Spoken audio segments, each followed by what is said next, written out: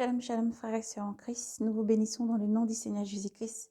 Et nous espérons que vous allez tous très bien, frères et sœurs, dans le nom du Seigneur. Et si ce n'est pas le cas, chez certains de nos frères et sœurs, mères, pères ou enfants, que le Seigneur Jésus-Christ lui-même, dans sa grande bonté et son amour, pose sa main sur vous et vous donne le rétablissement dans le nom puissant de Jésus-Christ. Soyez bénis. Frères et sœurs en Christ, nous revenons vers vous pour vous libérer une vision que le Seigneur a montrée pour la repentance et demander à tous ces enfants de demeurer toujours dans la prière, de demeurer toujours à l'église et de demeurer toujours vraiment dans la prière, la sanctification et la prière. Nous allons prier, laisser le moment entre la main du Seigneur qui est déjà au contrôle et nous allons lire après dans le livre de l'Apocalypse, nous allons lire Apocalypse 3 à Sardes. Après, nous allons parcourir le livre de Saint Paul. Nous allons lire dans le livre de Saint Paul, nous allons lire Corinthiens. Ça va être Corinthiens, nous allons lire Corinthiens chapitre 2. Nous allons lire Thessaloniciens chapitre 5. Soyez donc bénis dans le nom du Seigneur Jésus-Christ. Éternel, mon Dieu, mon roi, nous te bénissons. À toi l'honneur, gloire, force et puissance, Seigneur Jésus. Nous te remercions pour tout ce que tu es, Maître souverain. Merci, toi qui prends le contrôle de ce moment, Seigneur. Je ne suis que le simple vase, mais c'est toi, Seigneur, qui parles à tes enfants. C'est toi qui parles à ton Église, Seigneur, à chaque cœur, chaque âme disposée. Maintenant, Seigneur, qui va écouter ta parole. Éternel Dieu souverain, prends le contrôle, Saint-Esprit. Merci pour cette âme disposée, pour vraiment le cœur disposé maintenant de ton enfant. Père, nous te remercions déjà pour la vie tous les jours, pour tout ce que tu fais et au-delà de ce que tu fais, Seigneur, ce que nos yeux peuvent voir, nous te remercions. Merci pour ta puissance, que ton sang nous recouvre, nous protège, Seigneur. Prends le contrôle sur ce moment. Tout esprit méchant, toute âme méchante, Seigneur, tout démon, tout ce qui s'élève contre ton message, nous déclarons dans le ciel comme sur la terre qu'il soit lié et jeté en enfer par les chaînes qui ne peuvent être détruites au nom de Jésus-Christ. Seigneur, nous déclarons ainsi, Seigneur, aussi que ton feu, Seigneur, entoure tes enfants, tes bien-aimés et les protège. Que tu nous gardes, Seigneur, contre tout envoûtement, toute incantation, tout charme, tout ce qui s'élève, Seigneur, contre tes enfants, contre nous tous, échoue dans le nom de Jésus-Christ. Merci pour ta protection. Merci, Seigneur, pour tout ce que tu es en ton nom, Jésus. Nous avons prié. Amen. Nous espérons que vous avez pu prendre votre appli ou alors cette Bible et nous allons parcourir ensuite vraiment la lecture. Dans le nom de Jésus-Christ, nous allons commencer par le livre de l'Apocalypse à Sardes, Apocalypse 3. Soyez bénis. À l'ange de l'église de Sardes, écrit: Ainsi parle celui qui possède les 7 esprits de Dieu et les 7 étoiles. Je connais ta conduite. Tu passes pour vivant, mais tu es mort. Réveille-toi, ranime ce qui te reste de vie défaillante. Non, je n'ai pas trouvé ta vie bien pleine aux yeux de mon Dieu. Alors, rappelle-toi comment tu as accueilli la parole, garde-la et réponds-toi. Car si tu ne veilles pas, je viendrai comme un voleur sans que tu ne le saches. Je viendrai comme un voleur sans que tu le saches. À quelle heure je te surprendrai à Sardes. Néanmoins, tu en as quelques-uns des tiens qui n'ont pas souillé leurs vêtements. Ils m'accompagneront en blanc, car ils en sont dignes. Le vainqueur sera donc revêtu de blanc, et son nom je ne le effacerai pas du livre de vie. Mais j'en répondrai devant mon Père et devant ses saints anges. Celui qui a des oreilles, qu'il entende ce que l'Esprit dit aux églises. Amen. Gloire à Jésus.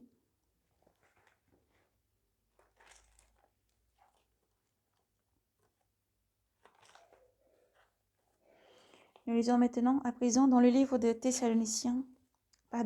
Corinthiens. Nous allons prendre d'abord Corinthiens 2. Pour moi, quand je suis venu chez vous, frères, je ne suis pas venu vous annoncer le mystère de Dieu avec le prestige de la parole ou de la sagesse. Non, je n'ai rien voulu savoir parmi vous, sinon Jésus-Christ et Jésus-Christ crucifié. Moi-même, je ne suis présenté à vous faible, craintif et tout tremblant. Et ma parole et mon message n'avaient rien de discours persuasif de la sagesse. C'était une démonstration de l'esprit et de puissance, pour que votre foi repose non sur la sagesse des hommes, mais sur la puissance de Dieu. Pourtant, c'est bien de la sagesse que nous parlons, parmi les parfaits, mais non des sagesses de ce monde, ni des princes de ce monde, voués à la destruction.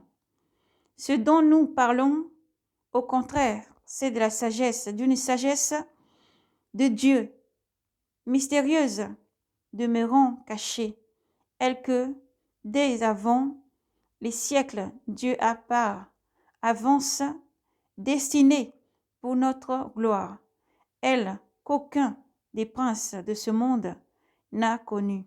S'ils avaient connu, en effet, ils n'auraient pas crucifié le Seigneur de gloire, le Seigneur de la gloire.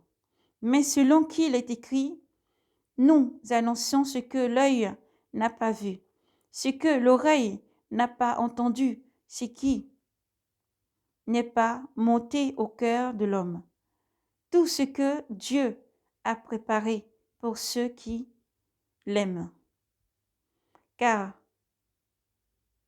c'est à nous que Dieu l'a révélé, par l'Esprit. C'est à nous que Dieu l'a révélé par l'Esprit. L'Esprit, en effet, sonde tout jusqu'aux profondeurs de Dieu. Qui donc, entre les hommes, sait ce qui concerne l'homme, sinon l'Esprit de l'homme? Qui concerne l'homme, sinon l'Esprit de l'homme? Qui en lui? L'Esprit qui est en lui. De même, nul ne connaît ce qui concerne Dieu, sinon l'Esprit de Dieu.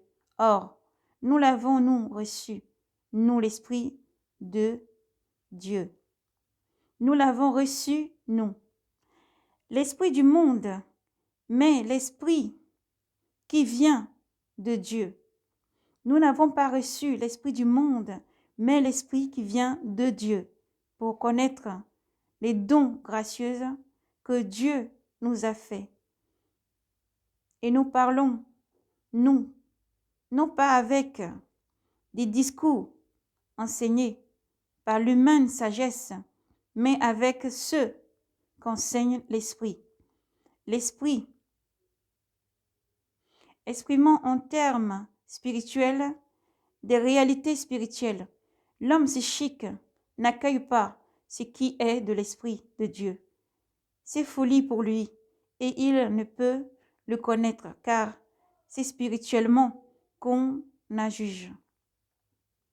L'homme spirituel, au contraire, juge de tout et lui-même n'est jugé par personne. Qui en effet a connu la pensée du Seigneur pour pouvoir l'instruire? Et nous l'avons, nous, la pensée du Seigneur. Amen. Nous lisons Thessaloniciens. Après la lecture du Corinthiens 2, nous lisons maintenant Thessaloniciens chapitre 5, dans le nom de Jésus-Christ. Quant au temps et moment, vous n'avez pas besoin, frères, qu'on vous l'écrive. Vous avez vous-même parfaitement que le jour du Seigneur arrive comme un voleur. En pleine nuit, quand les hommes se diront paix et sécurité, c'est alors que tout d'un coup fondra sur eux la perdition, comme les douleurs sur la femme enceinte, et ils ne pourront y échapper. Mais vous, frères, vous n'êtes pas dans les ténèbres, de telle sorte que ces choses vous surprennent comme un voleur. Tous, vous êtes des fils de la lumière, des fils de lumière, des fils du jour. Nous ne sommes pas de la nuit, des ténèbres. Alors, ne nous endormons pas comme font les autres, mais restions éveillés et sobres. Ceux qui dorment, dorment la nuit. Ceux qui s'enivrent la nuit. Nous, au contraire, nous qui sommes du jour, soyons sobres. Revêtons le cuirasse de la foi et de la charité, avec le casque, de l'espérance du salut. Dieu ne nous a pas réservé pour la colère. Dieu ne nous a pas réservé pour sa colère, mais pour entrer en possession de salut par notre Seigneur Jésus-Christ, qui est mort pour nous, afin que, éveillés ou endormis, nous vivons unis en lui. C'est pourquoi il faut vous réconforter mutuellement. Il faut vous réconforter mutuellement et vous édifier les uns les autres. Déjà, vous le faites. Nous vous demandons, frères, d'avoir la considération pour ceux qui se donnent de la peine au milieu de vous, qui veillent sur vous dans le Seigneur et qui vous reprennent.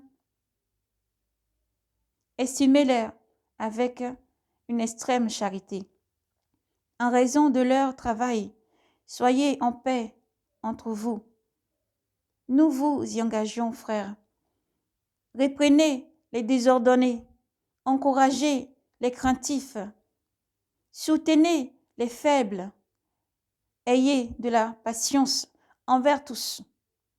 Veillez à ce que personne ne rend le mal pour le mal, mais poursuive toujours le bien, soit entre soi et soit entre tous et envers tous.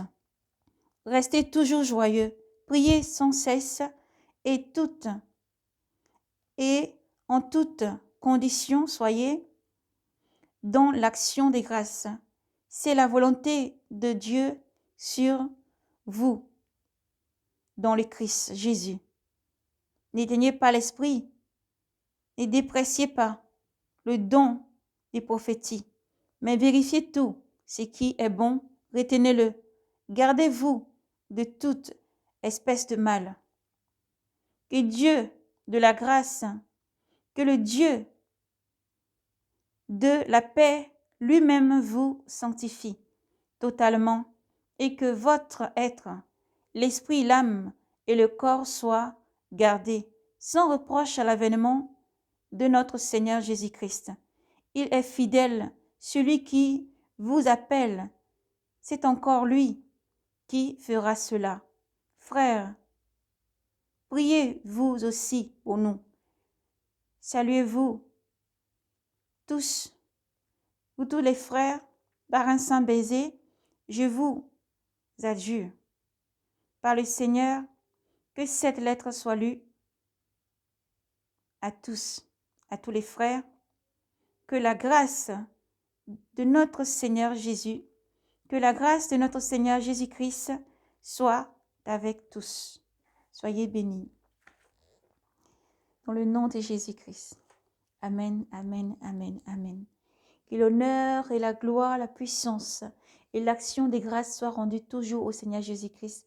Que Dieu vous bénisse et vous fortifie, vous donne le courage, la persévérance, la charité, l'amour et surtout toujours cette cuirasse de justice, la ceinture de vérité et le casque.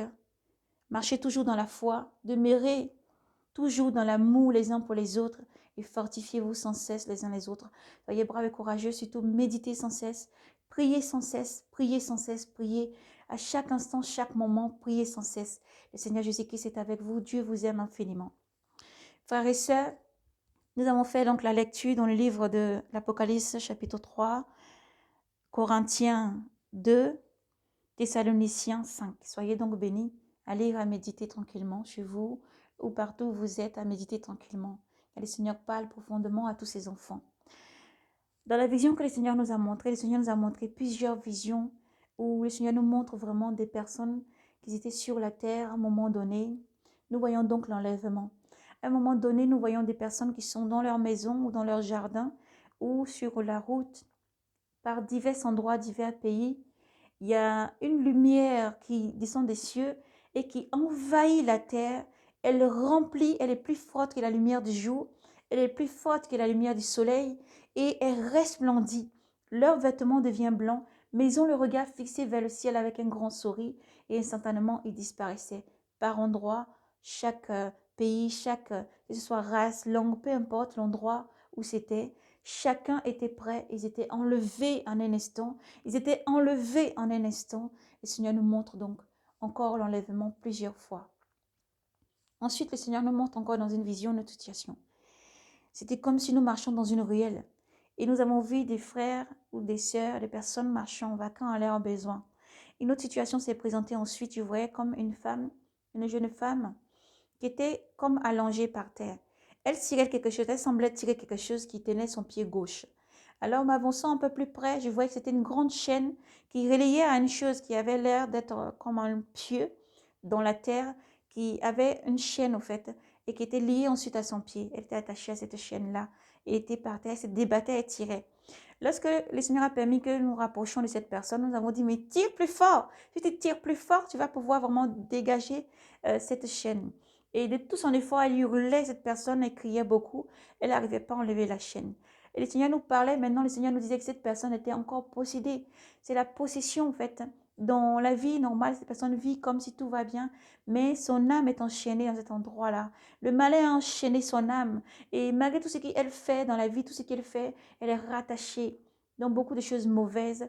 C'est des pratiques mauvaises. C'est dans vous voyez, la fornication. Le Seigneur citait les fornications, impudicité, beaucoup la médisance et beaucoup de choses mauvaises qui entraînaient ensuite cette personne-là, de par la possession en fait, de son corps qui est dans la vie vraiment physique, dans ce monde physique. Et dans le spirituel, cette personne-là, son âme est liée dans cet endroit.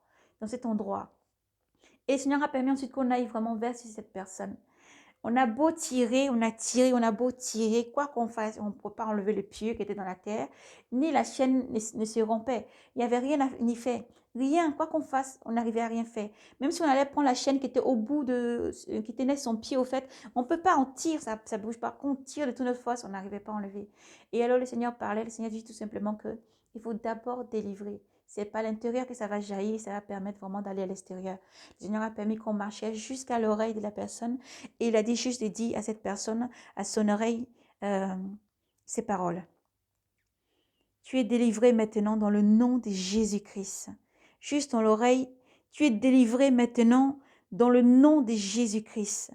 Et lors même que nous avons juste dit ça, les chaînes sont tombées tout seules. Les chaînes sont tombées tout seules. Il y a eu des choses, manifestations bizarres qui sont parties du corps. Ils sont expulsés du corps. Ils sont partis de son corps. Et je vois cette personne se relever. Elle est bien portante maintenant et elle partait. Alléluia. Que cela soit votre part dans le nom puissant de Jésus-Christ. Et que cette vision se réalise, cette prophétie se réalise sur ta vie. Je le déclare au nom de Jésus-Christ. Par sa puissance, par la puissance de Jésus-Christ, que les chaînes tombent. Les chaînes spirituelles, les chaînes physiques. Que tout tombe maintenant dans le nom de Jésus-Christ. Que cela soit et par s'accomplit dans le nom de Jésus-Christ. Nous poursuivons la vision qui suivait ensuite. Nous avons vu une autre situation. C'était un jour banal, totalement banal. Et on dirait que d'un coup, le ciel avait changé. Le ciel s'est obscurci et il commençait à pleuvoir. Mais une tempête très forte et violente. Une pluie très forte qui par endroits a brisé les vitres, des rideaux qui peuvent voler. Vraiment une pluie très forte. Et de l'orage, il tournait et tout ça. Mais le ciel très obscurci.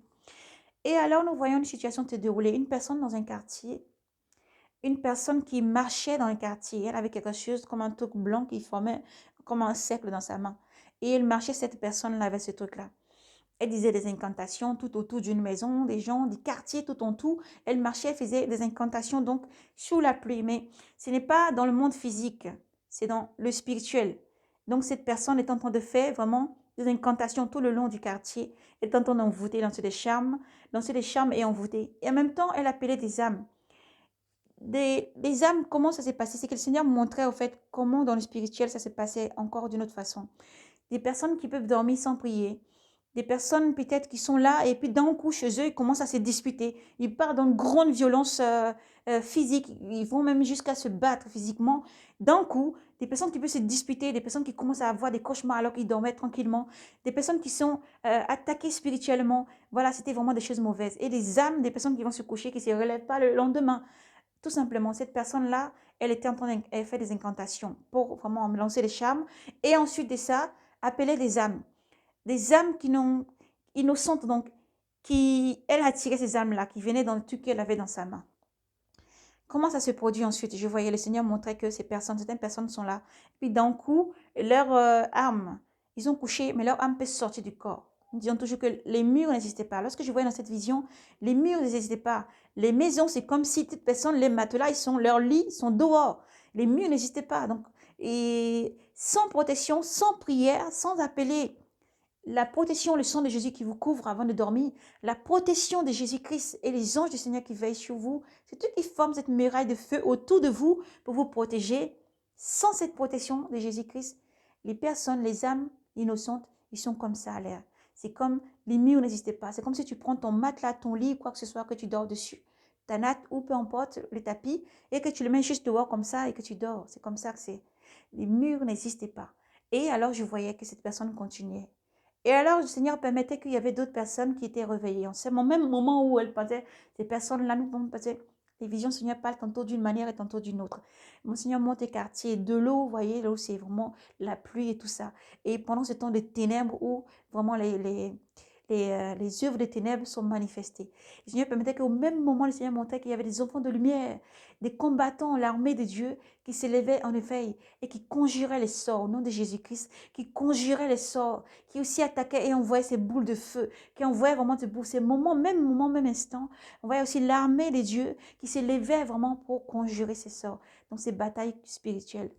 Donc le Seigneur a montré vraiment, par ces visions, le Seigneur parlait encore, il pouvait dire, je demande à mes enfants d'être vigilants, de beaucoup prier, de redoubler de vigilance et de beaucoup prier, de redoubler de vigilance et de beaucoup prier. Comme il pouvait dire, comme à l'église des Sardes, tu passes pour vivant, mais tu es mort. Si ta vie de prière est mort, enfant de Dieu, il faut se lever dans la prière. Il faut demander au Seigneur de te donner la puissance encore, qui régénère ta vie de prière par l'esprit de prière, qui te donne la puissance de te lever au moment où il faut prier, parce que beaucoup d'âmes périssent. Beaucoup d'âmes périssent. Nous savons que le maître des ténèbres doit surgir, mais la lumière est encore là et la lumière maintient. La lumière, elle est plus grande que les ténèbres.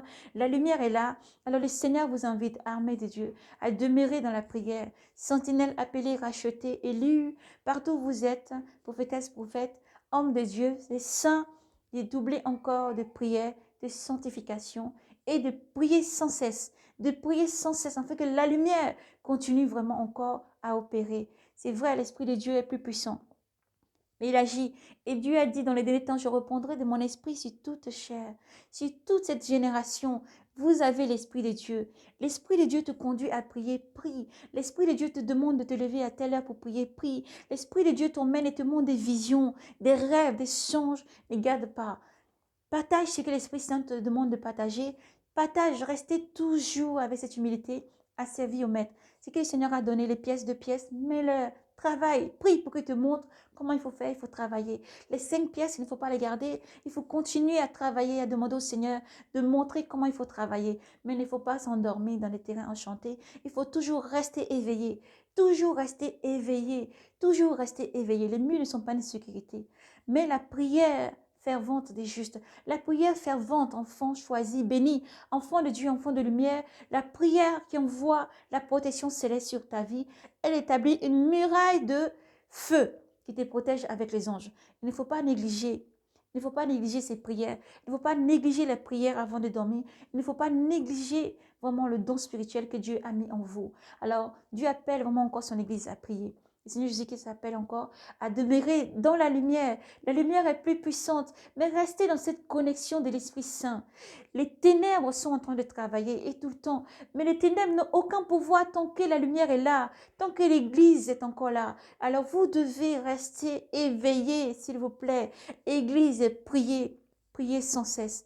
Priez sans cesse. Restez toujours et demeurez dans la présence du Seigneur. Priez sans cesse les uns pour les autres. Nous devons encore prier sans cesse pour que la lumière soit la plus forte, pour que la lumière et les œuvres de bonté, d'amour, de charité, de la lumière puissent encore, toujours encore, éclairer et grandir. Il ne faut pas dormir, mais il faut prier.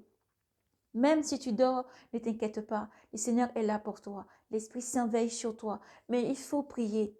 Aux heures où tu te réveilles, tu ne peux pas dormir, il faut prier. Aux heures où tu es réveillé, il faut prier. Aux heures où entend l'Esprit Saint, écoute la voix du Saint-Esprit. Parce que le Seigneur a dit, mes brebis entendent ma voix et mes brebis me suivent. Il faut pardonner aussi autour de vous. Il faut demeurer toujours dans la prière. Heureux, celui qui établit vraiment partout la paix. Que la paix soit toujours vraiment ce que tu es. Tu es la lumière, le sel de la terre. Tu es la lumière, le sel de la terre. Le livre de l'Apocalypse pouvait encore nous dire. Il nous dit toujours que lorsque tous ces fléaux vont arriver, voyez, vous savez que la lumière sera enlevée. Et il y aura aussi le sel de la terre qui va disparaître. La mer va disparaître. La mer, il n'y aura plus sur la terre. Et d'où viendra le sel? On ne peut pas fabriquer le sel avec ses mains. Dieu a procuré à la terre le sel. Et vous êtes le sel, ce sel qui permet qu'il y ait le goût. Le sel qui permet que vraiment tout ne soit pas fade. Vous êtes le sel de la terre. Partout où vous êtes, que ce soit dans votre famille, entreprise, où vous êtes, partout où vous êtes le sel. Vous êtes l'amour, vous êtes la paix. Que cet amour et que cette paix ne vous quittent jamais. Mais soyez toujours remplis d'amour et surtout la charité. Faites du bien toujours autour de vous.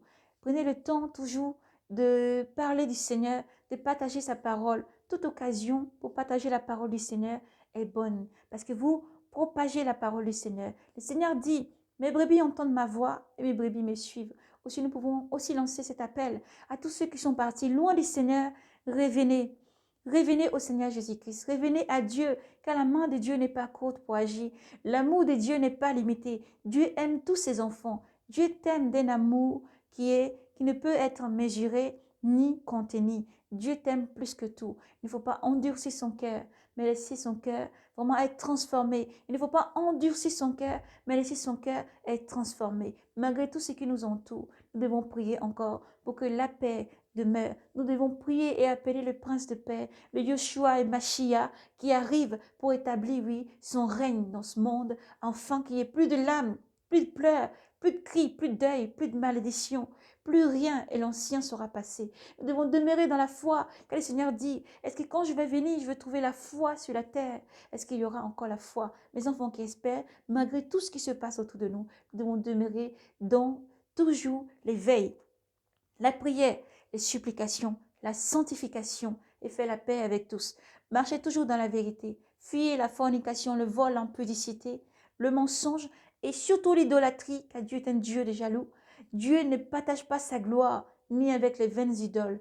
Balayez, nettoyez vos maisons, qu'il y a encore des idoles, des faux dieux. Balayez, nettoyez ces faux dieux, jetez-les hors de chez vous et purifiez-vous, purifiez votre maison. Purifiez-vous, car Dieu ne partage pas sa gloire. Tout ce que tu demandes à Dieu, Dieu le fait pour toi. Chaque jour, quand tu as la vie, lorsque tu respires, ce n'est pas ton marabout, ce n'est pas celui qui lance des charmes ou des incantations, ce n'est pas lui qui te donne la vie. Ils ne peuvent donner la vie, car ils savent que faire les œuvres des ténèbres. Alors, les ténèbres ne peuvent pas te donner ce qui est bon, mais te donnent ce qui lui appartient, qui lui revient de droit, qu'il a réclamé sur ta vie. Et le Seigneur t'appelle toujours à venir, parce que Jésus-Christ est lumière, et sa main n'est pas courte pour agir.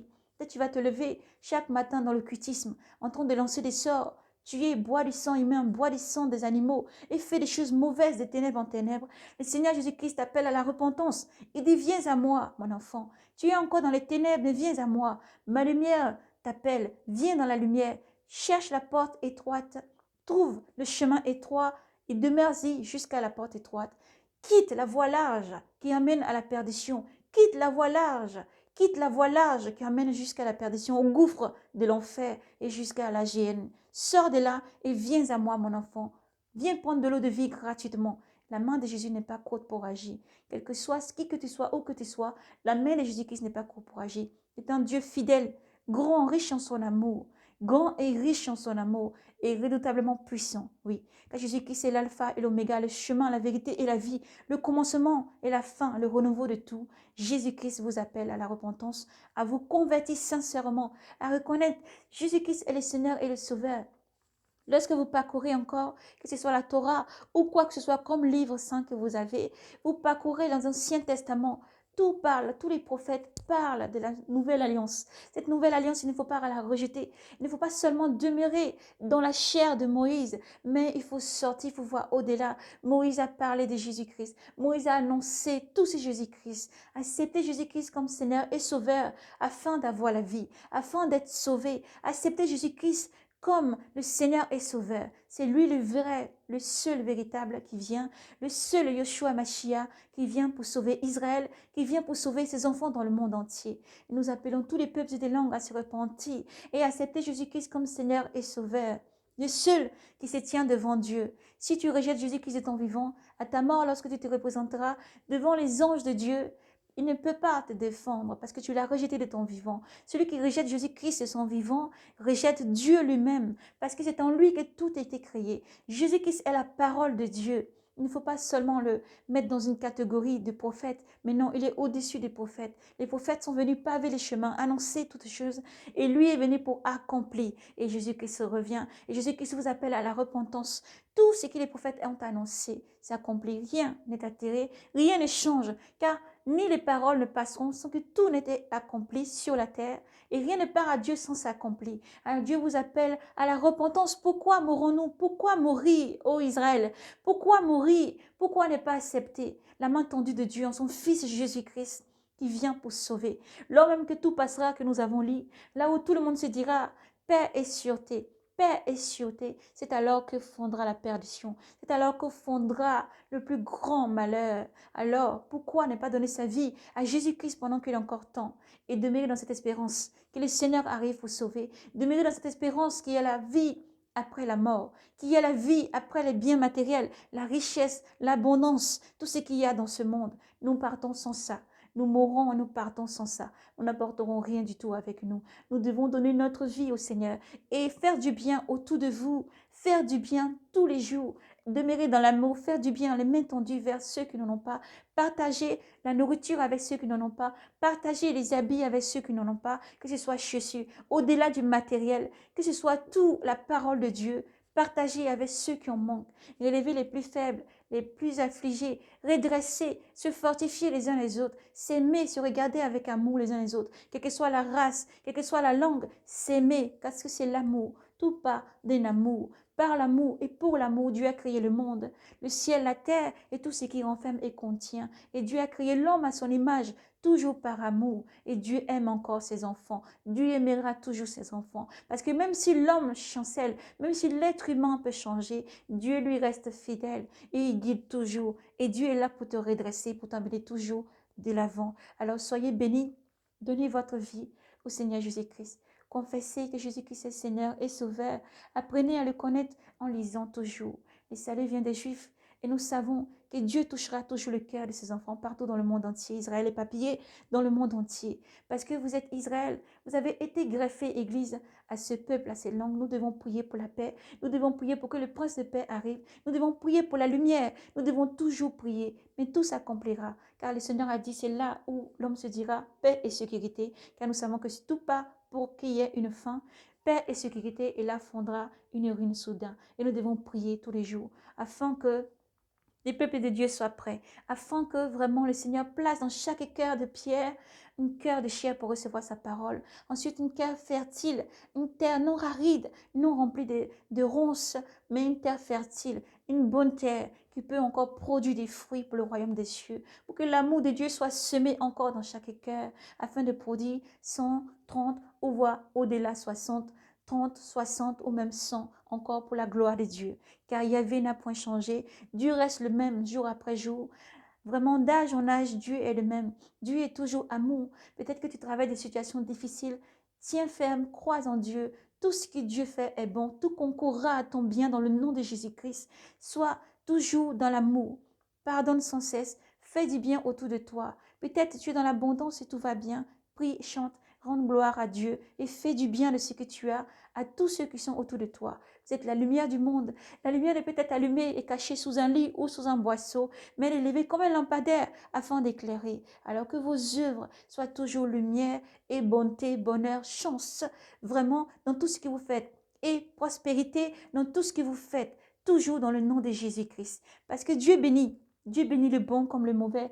Dieu bénit le riche et le pauvre. Dieu bénit tous ses enfants. Que tu sois malade, bien portant, Dieu bénit tous ses enfants. Il faut croire seulement que l'amour de Dieu n'est pas injuste. Dieu reste un Dieu juste. L'être humain peut ne pas être juste, mais Dieu reste bon, amour, fidèle et saint, saint, saint, saint. Dieu est saint et Dieu aime ses enfants. Quel que soit ce que tu traverses, tiens ferme dans le nom de Jésus-Christ et Dieu te relèvera. Quel que soit ce que tu traverses, tiens ferme, garde Jésus-Christ et va de gloire en gloire, de bonheur en bonheur, dans le nom du Seigneur. Car Dieu dit, je n'ai point forgé des projets de malheur, mais des projets de bonheur.